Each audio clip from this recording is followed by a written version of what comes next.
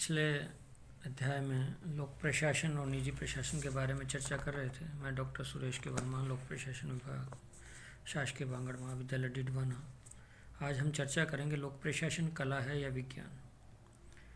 कला अलग अर्थ में, विज्ञान अन्वेषण के विषय में। इसलिए शासकीय विषयों के संचालन की विधि या अथवा प्रक्रिया, शासकीय विषयों के संचालन की विधि अथवा प्रक्रिया को हम कला मान सकते हैं और बौद्धिक अन्वेषण या अनुसंधान के क्षेत्र को हम विज्ञान की श्रेणी मान सकते हैं।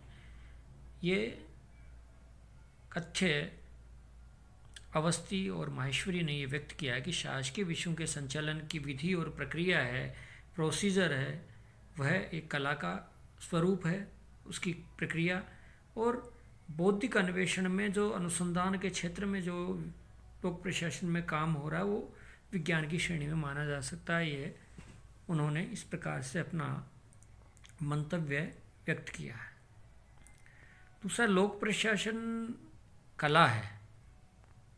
लोक प्रशासन एक कला है और कला का अर्थ क्या है, हम विज्ञान की बात करेंगे, परंतु पहले हम लोक प्रशासन एक कलाकार होना आवश्यक है। कलाकार में गुण और अभ्यास की आवश्यकता होती है, उस शास्त्र का ज्ञान होने की आवश्यकता नहीं है।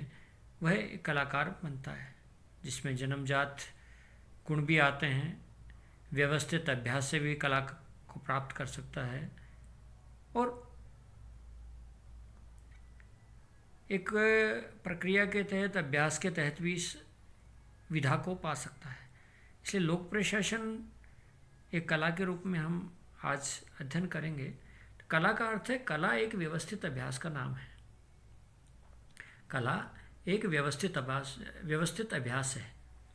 व्यवस्थित अभ्यास के द्वारा ही कला को प्राप्त किया जा सकता है या कला का ज्ञान किया जा सकता है। कला का ज्ञान होना आवश्यक नहीं, किंतु उसका व्यवस्थित अभ्यास करके वो कला प्राप्त कर सकता है। जैसे कई बार हमारे पुराने जो गायक कलाकार थे, मुकेश थे, उनके बारे में बोलते हैं नाक से बोलता है। और हाल ही में पिछले दिनों में जो हिमेश रेशमिया हैं वो भी बोलते हैं कि वो नाक से बोलता है, किंतु उसका व्यवस्थित अभ्यास इतना प्रगाढ़ है कि वह सबको अच्छा लगता है, तो उसको अपन कला कहेंगे। इसलिए कला व्यवस्थित अभ्यास को प्राप्त होती है। ग्लेडन का मानना है कि कला में ज्ञान की आवश्यकता होती है, किंतु यह सिद्धांत की अपेक्षा अभ्यास पर बल देता है। अतः कलाकार को उस शास्त्र का विद्वान होने की अपेक्षा या बजाय उस कार्य करने में कुशल होना चाहिए। यानी इसका तात्पर्य है कि किसी भी कला को प्राप्त करने के लिए ज्ञान की आवश्यकता है, किंतु ज्ञान में भी सिद्धांतों की अपेक्षा अभ्यास होना चाहिए आवश्यक। उस कार्य करने का तरीका क्या है, उस कार्य करने को किस प्रकार से ठीक से निष्पादन किया जा सकता है। इसी प्रकार से लोक प्रशासन में भी उस कार्य करने को या प्रशासक वही सफल है जो दूसरों से काम करवाने का ढंग जानता है। इसलिए प्रशासन एक कला है। संगीत कला, ललित कला इत्यादियों में भी जैसे ज्ञान की अपेक्षा अभ्यास पर, जन्मजात सहज प्रतिभा पर और साधन पर अधिक महत्व रखते हैं। यानी कलाकार को उस ज्ञान की आवश्यकता, अभ्यास पर जोर दिया जाता है। वह साधन किस प्रकार से साधनों का उपयोग कर रहा है, क्या हुआ है लोक प्रशासन में प्रक्रिया किस प्रकार से है, किस प्रकार से उसका एक तरीका है, जनता को किस प्रकार से रिमूव करना चाहता है। जैसा कि मेरा लोक प्रशासन के पूर्व गृह सचिव डॉक्टर धर्म सिंह सागर से मिलना हुआ, तो उनकी एक जीवनी के बारे में काम करने का अवसर मिला। तो उसमें ये पाया गया कि एक बार बहुत बड़ी भीड़ थी और वो कहीं रिंग सेरेमनी कार्यक्रम में जाके आए थे, तो उनके पास लड्डू थे। तो बड़ी भीड़ थी और सीकर जैसे एरिया था, और उस एरिया में जैसे कि हनुमान जी, बालाजी को ज़्यादा मानते हैं, तो उनको कहा भाई पहले तो आप प्रसाद सालासर हनुमान जी का प्रसाद ले। तो उनमें एक साइकोलॉजिकल मनोवैज्ञानिक प्रभाव पड़ता है। फिर उन्होंने कहा कि भाई आप 5 आदमी आ जाओ, मेरे से बात करो।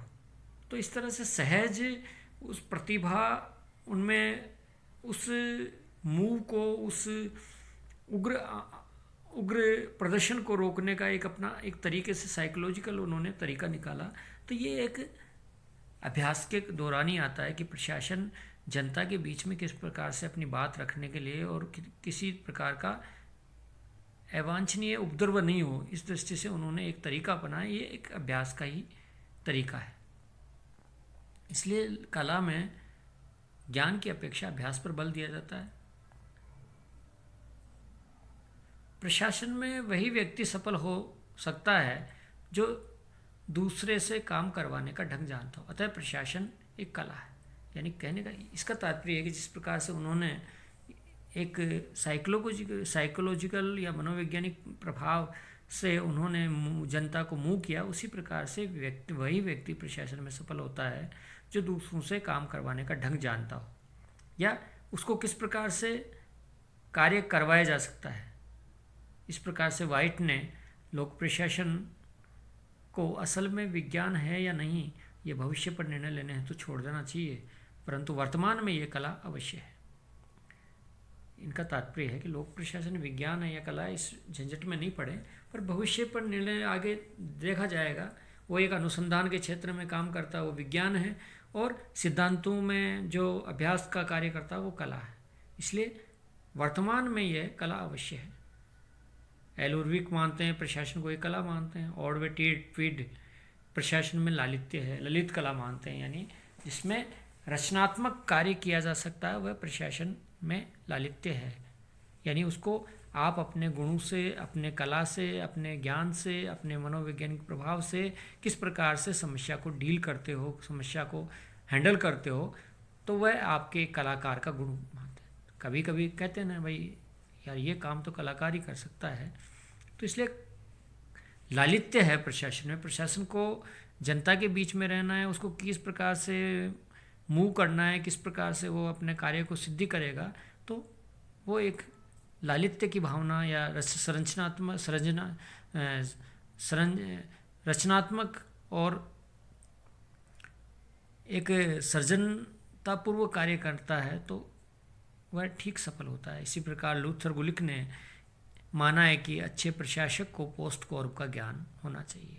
प्लानिंग का, ऑर्गेनाइजिंग का, स्टाफिंग का, कोऑर्डिनेशन का, रिपोर्टिंग का, बजट का यानी योजना बनाने का, संगठन बनाने का, कर्मचारियों का नियुक्ति करने का, समन्वय करने का, रिपोर्टिंग प्रतिवेदन देने का और बजट, इन प्रक्रियाओं का, तकनीक का पारंगत होना या ज्ञान होना आवश्यक है।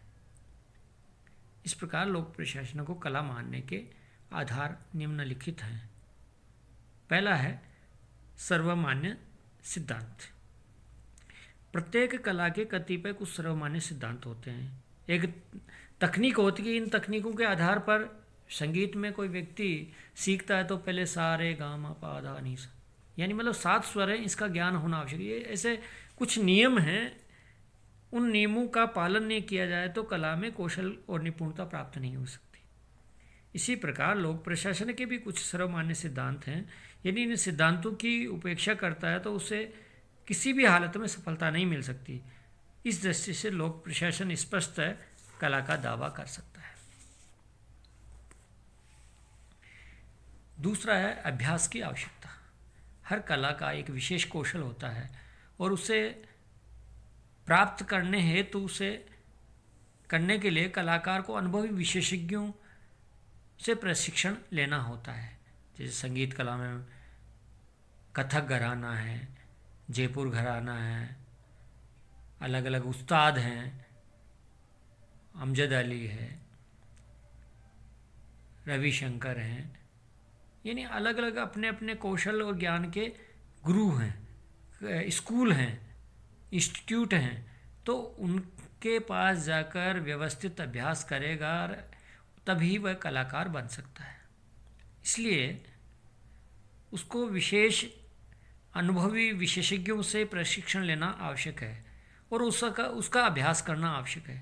इसी प्रकार प्रशासन का भी एक विशेष कौशल होता है और अच्छा प्रशासक बनाने के लिए प्रशिक्षण, अनुभव और अभ्यास की आवश्यकता होती है। इसी कारण भारतीय लोक सेवा में परिवीक्षाधीन अधिकारियों को राष्ट्रीय प्रशिक्षण संस्थान मसूरी में प्रशिक्षण दिया जाता है। तदुपरांत उन्हें अनुभवी प्रशासकों के अंतर्गत ऑन द जॉब काम सिखाया जाता है, जिसे प्रशिक्षु आईएएस या प्रशिक्षु लोक सेवक के रूप में वह 1 साल काम करता है, ऑन द जॉब सीखता है। तब उसमें उन चीज़ों का बार बार एक ही कार्य का अभ्यास करता है तो उसमें निपुणता आती है, प्रवीणता आती है। इसलिए कला को सीखने के लिए अभ्यास की आवश्यकता है। इसलिए लोक प्रशासन को इस आधार पर हम कला मान सकते हैं कि अभ्यास की आवश्यकता है लोक प्रशासन में भी। विशेष रुचि एवं गुण। जिस प्रकार से किसी भी कला में सफलता प्राप्त करने हेतु विशेष रुचि और गुण की आवश्यकता होती है, उसी प्रकार एक कुशल प्रशासक बनने के लिए विशेष रुझान और गुण के आवश्यक माने जाते हैं। प्राचीन समय में जैसे यूनानी दार्शनिक प्लेटो ने प्रशासन को कला मानते हुए दार्शनिक राजा के विशेष गुणों के अनिवार्य बताया, यानी इन राजा में ऐसा ऐसा गुण होता है। उसी प्रकार कौटिल्य ने अर्थशास्त्र, मैकियावेली ने द प्रिंस में शासन की कला का विस्तार से वर्णन किया है और राजा के प्रशासक के लिए आवश्यक विशेष गुणों पर प्रकाश डाला है। तो इस प्रकार से लोक प्रशासन को हम कला का आधार मानने के पर्याप्त आधार हैं कि उनमें विशेष रुचि एवं गुण की आवश्यकता होती है। चौथा है विकास की प्रक्रिया। विकास की प्रक्रिया की दृष्टि से लोक प्रशासन एक कला है। जैसे कि अन्य कलाओं का क्रमिक विकास होता है, उसी प्रकार से लोक प्रशासन का भी धीरे धीरे विकास। और अभी भी लोक प्रशासन एक शैशव अवस्था में है, इतना विकास नहीं हुआ, क्योंकि नया विषय होने के कारण 1887 से जो प्रारंभ हुआ और 20वीं सदी में जिसका विकास हुआ और 21वीं सदी में अभी वह शैशव अवस्था में और अब धीरे धीरे अपनी युवा अवस्था की ओर बढ़ रहा है। तो कहने का तात्पर्य है ये एक विकास की प्रक्रिया का विषय है। लोक प्रशासन या अनुशासन है वह विकास की प्रक्रिया के माध्यम है। इस प्रकार से लोक प्रशासन को कला माना जा सकता है। अगला है परिवर्तनशीलता।